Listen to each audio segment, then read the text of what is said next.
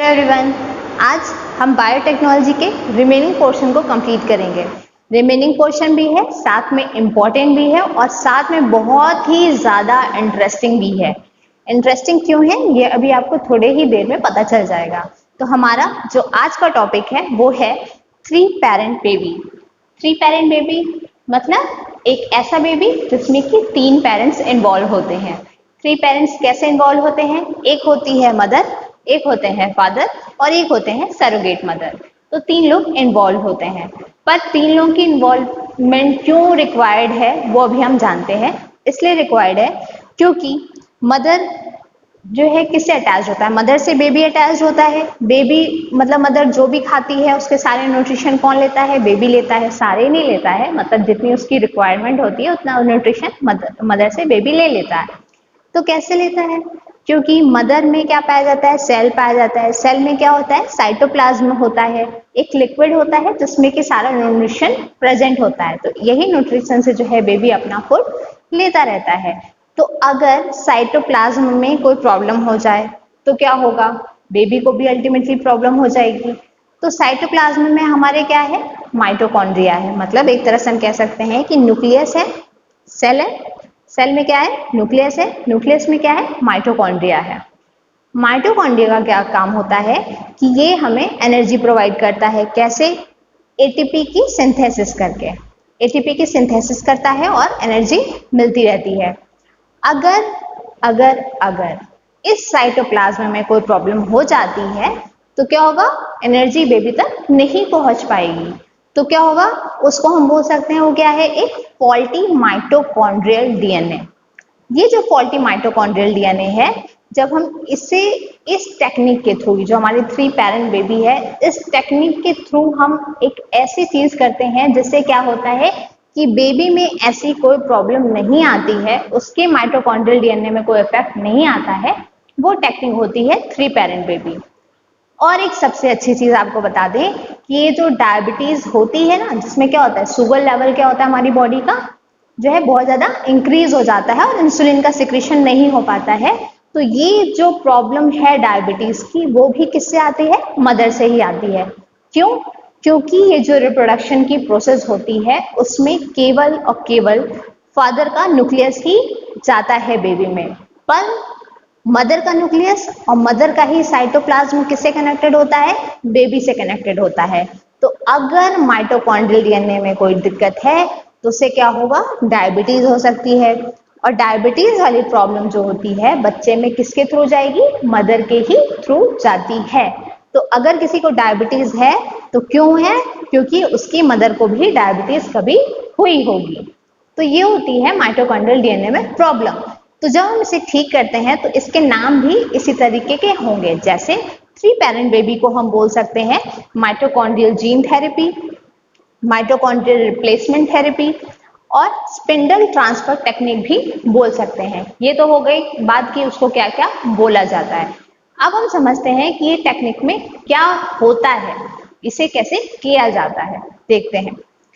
इसमें होती है मदर और फादर। अब मदर और फादर, मदर का ओवम फादर का स्पर्म, दोनों मिल बन गया जाइगोट। नॉर्मल प्रोसेस तो यही है, पर अभी ये क्या है? एबनॉर्मल चल रही है, माइटोकॉन्ड्रियल डीएनए में डिफेक्ट है। तो ये हम देख सकते हैं मदर का साइटोप्लाज्म है। मदर के साइटोप्लाज्म में सारे जो है माइटोकॉन्ड्रियल डीएनए ठीक ठाक है, पर एक जो माइटोकॉन्ड्रियल डीएनए है वो डिफेक्टेड है, फॉल्टी है। और इसमें क्या हुआ? हमने मदर और फादर के स्पर्म और ओवम को ज्वाइन कर लिया, मिल तो गया, पर डीएनए फॉल्टी है। तो ऐसी दिक्कत ना हो कि बेबी में कोई प्रॉब्लम ना आए तो हम क्या करते हैं? लैबोरेटरी मेथड में मदर और फादर के न्यूक्लियस को बाहर निकाल लेते हैं। मदर और फादर का न्यूक्लियस बाहर निकल के साइटोप्लाज्म को एज इट इज छोड़ दिया। अब ये दोनों बाहर निकल गए। अब हम क्या करेंगे? एक सरोगेट मदर को बुलाते हैं। सरोगेट मदर आती हैं, उनके साइटोप्लाज्म में से हम न्यूक्लियाई को रिमूव कर देते हैं। न्यूक्लियाई क्यों रिमूव कर रहे हैं? क्योंकि हम मदर की न्यूक्लियाई ले रखे हैं, अब रिक्वायर्ड हमें नहीं है। हमें केवल क्या चाहिए? साइटोप्लाज्म चाहिए, और ऐसा साइटोप्लाज्म जिसके माइटोकॉन्ड्रिया में कोई भी डिफेक्ट ना हो। तो अब क्या है? इसमें हमने ले लिया साइटोप्लाज्म ले लिया और मदर और फादर के जो न्यूक्लियस था वो इसके अंदर इंसर्ट कर दिया। अब क्या होगा? लैब में ही हम ये काम अभी कर रहे हैं। अभी क्या है? एम्ब्रियो कुछ टाइम बाद डेवलप होगा, एम्ब्रियो जब डेवलप हो जाता है तो इसी को अब जब हमने इसके अंदर पहले तो हमने लैब में रखा है इसे, फिर जब ये मदर फादर जो लेकर के आए, हमने न्यूक्लियस लेकर आया, वो क्या किया, सरोगेट मदर के साइटोप्लाज्म में इंसर्ट करा दिया। अब इंसर्ट करा दिया तो क्या हुआ, एक तरह से हमने क्या किया, उनके फीटस में इम्प्लांट करा दिया। अब फीटस में इम्प्लांट कर दिया तो आफ्टर 9th मंथ जो बेबी होगा वो ये सरोगेट मदर भी दे सकती है बेबी, और चाहे तो ये जो हमने इम्प्लांटेशन कराया है ये होस्ट मदर में भी इंसर्ट कर देते हैं, पर ये जनरली किसमें हम इंसर्ट करते हैं, सरोगेट मदर में ही इंसर्ट करते हैं। तो ये हो गया पूरा हमारा 3 पेरेंट बेबी का, यानी जेनेटिकली इस बच्चे के 3 पेरेंट्स हैं। हमने क्या लिया, मदर का भी न्यूक्लियस लिया, फादर का भी न्यूक्लियस लिया, साइटोप्लाज्म ले लिया, ठीक, लेकिन जो साइटोप्लाज्म था वो डिफेक्टेड था, तो हमने क्या किया, मदर और फादर के न्यूक्लियस को बाहर निकाल दिया लैब में निकाला, तो उसके बाद जो है सरोगेट मदर को बुलाया, सरोगेट मदर का हमने साइटोप्लाज्म ले लिया और उनके न्यूक्लियाई को हटा दिया, बाकी जो हमने मदर फादर का लिया हुआ था न्यूक्लियस वो उनके फीटस में इंसर्ट कर दिया। अब जो उसको बच्चे को न्यूट्रिशन मिल रहा है उसमें कोई भी फॉल्ट नहीं है और जो बच्चा है वो पूरी तरह से हेल्दी होता है। तो ये था हमारा 3 पेरेंट बेबी। अब हम समझते हैं कि टेस्ट ट्यूब बेबी क्या चीज होती है। ये है टेस्ट ट्यूब बेबी, इसे इन विट्रो फर्टिलाइजेशन भी बोलते हैं। फर्टिलाइजेशन तो हमें पता है कि स्पर्म एंड ओवम का मिलने से फर्टिलाइजेशन होता है, पर ये इन विट्रो है तो उसे हम समझते हैं कि फर्टिलाइजेशन 2 तरह से हो सकता है, एक होता है इन वीवो और एक होता है इन विट्रो। जो इन वीवो होता है वो इनसाइड द बॉडी होता है और जो इन विट्रो होता है वो आउटसाइड द बॉडी होता है। ये केवल इसी फर्टिलाइजेशन के ही केस में नहीं होता है, जो हम जनरली क्या करते हैं इंजेक्शन वगैरह भी देते हैं वो 2 तरह से होता है, इन वीवो इन विट्रो होता है। अगर क्या होता है कि इनसाइड द बॉडी हम कोई भी मेडिकेशन दे रहे हैं तो वो इन विवो है, और अगर आउटसाइड ऑफ द बॉडी दे रहे हैं तो वो हमारा इन विट्रो होता है। तो ये फर्टिलाइजेशन इन विट्रो है यानी आउटसाइड द बॉडी होगा। इतनी चीज क्लियर है। अब देखिए ये जो हमारा टेस्ट ट्यूब बेबी बनता है इसके कई सारे स्टेप्स होते हैं। सबसे पहला स्टेप होता है स्टिमुलेशन का। स्टिमुलेशन में क्या होता है कि जो फीमेल होती है उसे क्या कहते हैं, उसकी ओवरी से एग को स्टिमुलेट कराया जाता है कि एग जो है ओवरी से बाहर आ जाए। जब एक बार एग बाहर आ गया तो क्या होगा कि एग रिट्रीवल होगा। रिट्रीवल मतलब कलेक्शन होगा, एग को कलेक्ट कर लिया जाएगा। नेक्स्ट स्टेप में क्या होगा, फर्टिलाइजेशन।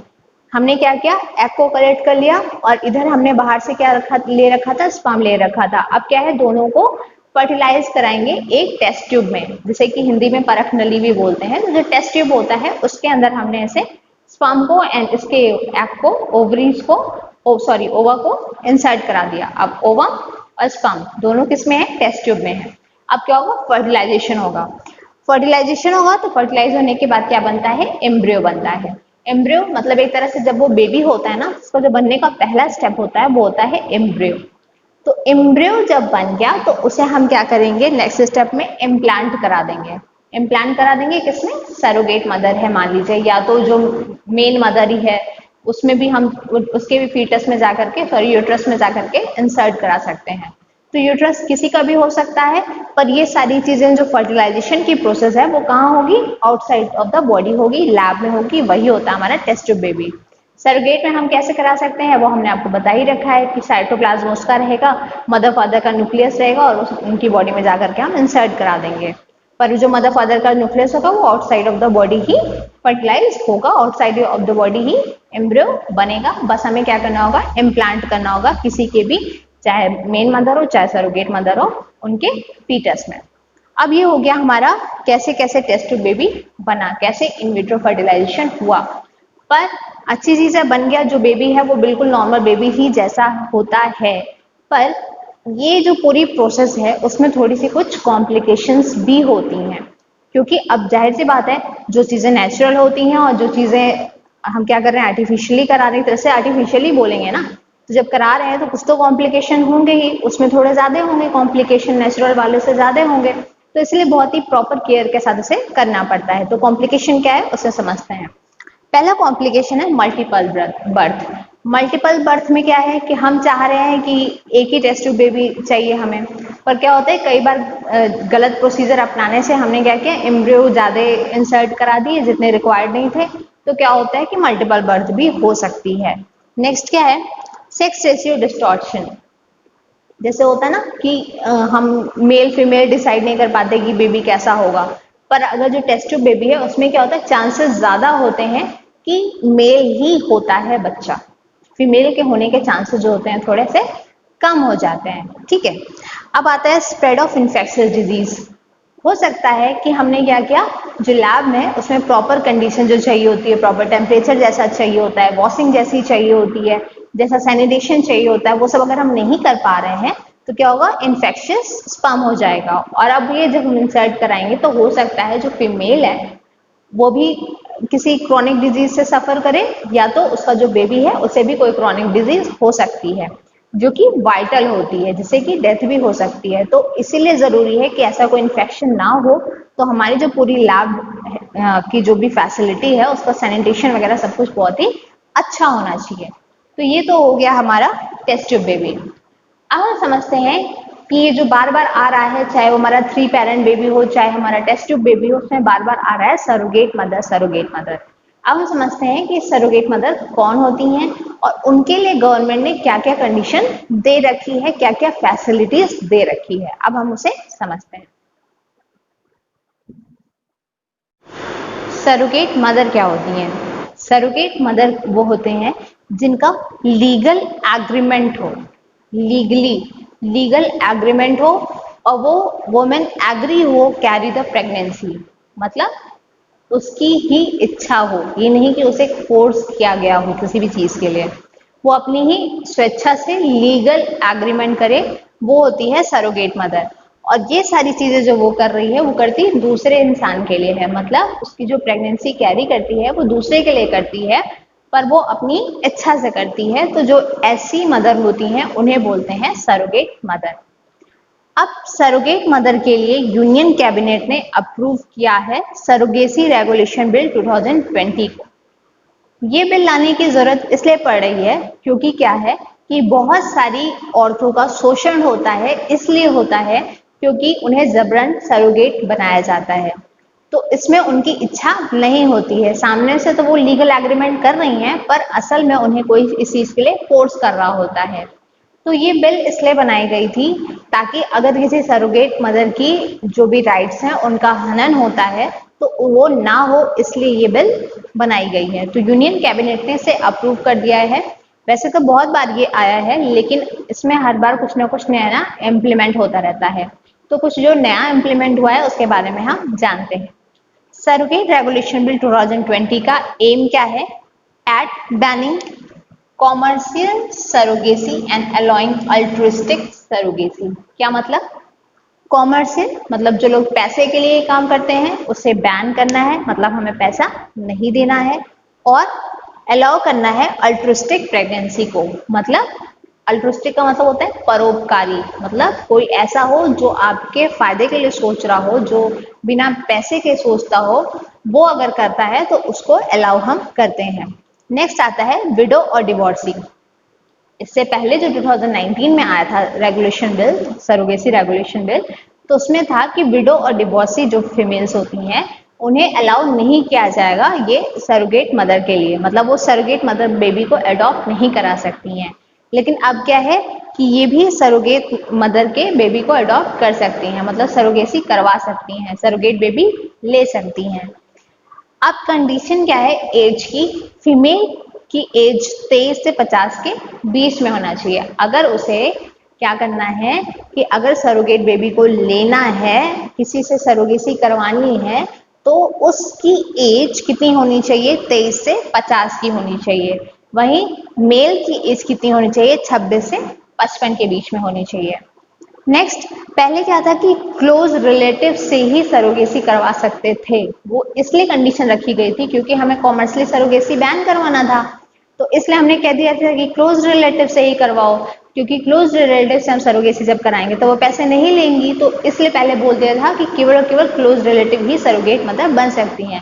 पर ऐसा बहुत कम ही होता है कि क्या होता है कि कोई ऐसी क्लोज रिलेटिव सरोगेट मदर बनने के लिए रेडी हो।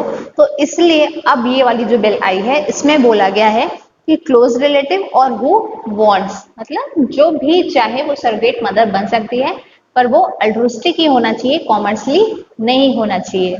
नेक्स्ट क्या है कि जो हेल्थ पॉलिसी थी वो क्या थी, पहले 16 मंथ थी, उसे अब 36 मंथ कर दिया गया है। मतलब जो सरोगेट मदर बनती हैं उसे हेल्थ से रिलेटेड कोई भी प्रॉब्लम अगर होती थी तो इससे पहले क्या था कि 16 मंथ तक ही जो सरोगेट मदर बनवा रहे हैं, मतलब जो दो कपल करवा रहे हैं, सरोगेसी करवा रहे हैं, वो उठाते थे उनका खर्चा, उनके हेल्थ से रिलेटेड जो भी इशू होता था सरोगेट मदर की हेल्थ से रिलेटेड। लेकिन अब क्या है, उसे 36 मंथ कर दिया गया है। मतलब अब जो दो कपल हैं वो 36 मंथ तक उसकी केयर करेंगे, उसके हेल्थ की से भी कोई भी प्रॉब्लम होती है, हेल्थ से रिलेटेड कोई भी प्रॉब्लम होगी तो उन सब की रिस्पॉन्सिबिलिटी इनकी है, वही केयर करेंगे, वही पैसे देंगे इनके ट्रीटमेंट का। फिर आता है राइट्स ऑफ बेबी, क्योंकि कई बार होता है लोग सरोगेट तो करवा लेते हैं फिर उनके नॉर्मल बच्चे भी हो जाते हैं, तो दोनों में क्या होता है कि अंतर करने लगते हैं, लेकिन ऐसा नहीं करना है। इस रेगुलेशन बिल में क्या करना है कि दोनों को बराबर ही दर्जा देना है। मतलब आपकी इवन आपकी जो प्रॉपर्टी है उसमें भी उतना ही लीगल राइट सरोगेट बेबी का है जितना ही आपके नॉर्मल बेबी का है। तो ये सारी हो गई सरोगेसी और उनके बिल के बारे में, ताकि उनकी जो राइट्स हैं उनका कोई डिस्ट्रॉय ना करे। तो ये सारी चीजें आज हमने बायोटेक्नोलॉजी पूरी तरह से कंप्लीट कर ली है। मिलते हैं नए दिन एक नए टॉपिक के साथ, नहीं एक नए सब्जेक्ट के साथ। तब तक के लिए बाय बाय।